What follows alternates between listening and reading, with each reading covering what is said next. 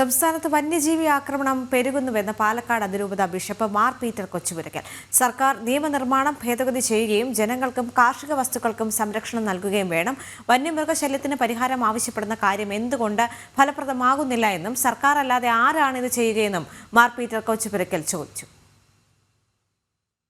വന്യമൃഗ ശല്യം രൂക്ഷമായിക്കൊണ്ടിരിക്കുന്നു.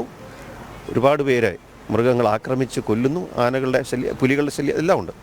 പക്ഷെ അത് ഉത്തരവാദിത്തത്തോടു കൂടി സർക്കാർ നിയമനിർമ്മാണം ഭേദഗതി ചെയ്ത് ജനങ്ങൾക്ക് അനുകൂലമായ രീതിയിൽ അത് കൊണ്ടുവന്ന് ജനങ്ങളെ സംരക്ഷണം, അതുപോലെ കാർഷിക വസ്തുക്കളുടെ സംരക്ഷണം എല്ലാം ഉറപ്പുവരുത്തേണ്ടത് അത് ഗവൺമെൻറ്റിൻ്റെ കടമ തന്നെയാണ്. ആരാ പിന്നെ ചെയ്യുക?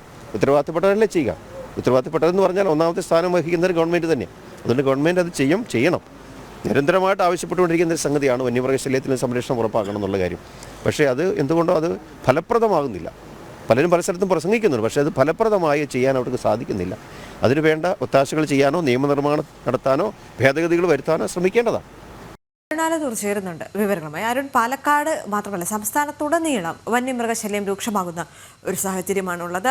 ആനപ്പേടി, പുലിപ്പേടി എന്നെല്ലാം പറയുന്നത് പോലെ ഒരു പ്രദേശത്തെ ജനങ്ങൾ മുഴുവൻ ദിവസങ്ങളോളം ഭയന്ന് ജീവിക്കുക, അവരുടെ ഇടയിലുള്ള ആൾക്കാർ ഓരോ ദിവസവും വന്യമൃഗ ശല്യത്താൽ അല്ലെങ്കിൽ ആക്രമണത്തിൽ കൊല്ലപ്പെടുകയും ചെയ്യുന്ന ഒരു സാഹചര്യം ഇന്ന് നമ്മുടെ സംസ്ഥാനത്തുണ്ട്. അതുമായി ബന്ധപ്പെട്ട് പാലക്കാട് രൂപത കൂടി ഈ വിഷയത്തിൽ മുന്നോട്ട് വന്നിരിക്കുകയാണ്. എന്തൊക്കെ മറ്റു കാര്യങ്ങളാണ് അദ്ദേഹം പറഞ്ഞു വെക്കുന്നത്?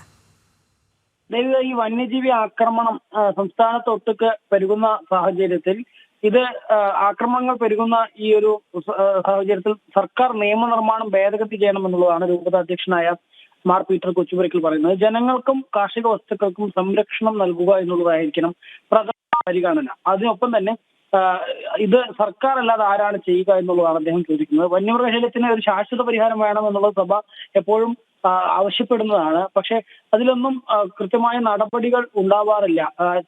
എല്ലാവരും പ്രസംഗങ്ങളിലും മറ്റുമൊക്കെ പറയും ഇത്തരത്തിൽ നടപടി സ്വീകരിക്കാമെന്ന്, അല്ലെങ്കിൽ മാധ്യമങ്ങൾക്ക് മുൻപിൽ നടപടി സ്വീകരിക്കാമെന്നൊക്കെ പറയും. പക്ഷെ ഫലപ്രദമായ ഒരു നടപടി ഇതിൽ ഉണ്ടാവുന്നില്ല എന്നുള്ളതാണ് അദ്ദേഹം പറയുന്നത്. അതുകൊണ്ട് തന്നെ ഇത്തരം ആക്രമണങ്ങളും മറ്റുമൊക്കെ പെരുകുന്ന സാഹചര്യത്തിൽ ഫലപ്രദമായ നടപടി എന്നുള്ളതിനെ കുറിച്ച് കാര്യമായി തന്നെ ചിന്തിക്കണം സർക്കാർ എന്നുള്ളതാണ് അദ്ദേഹം പറയുന്നത്.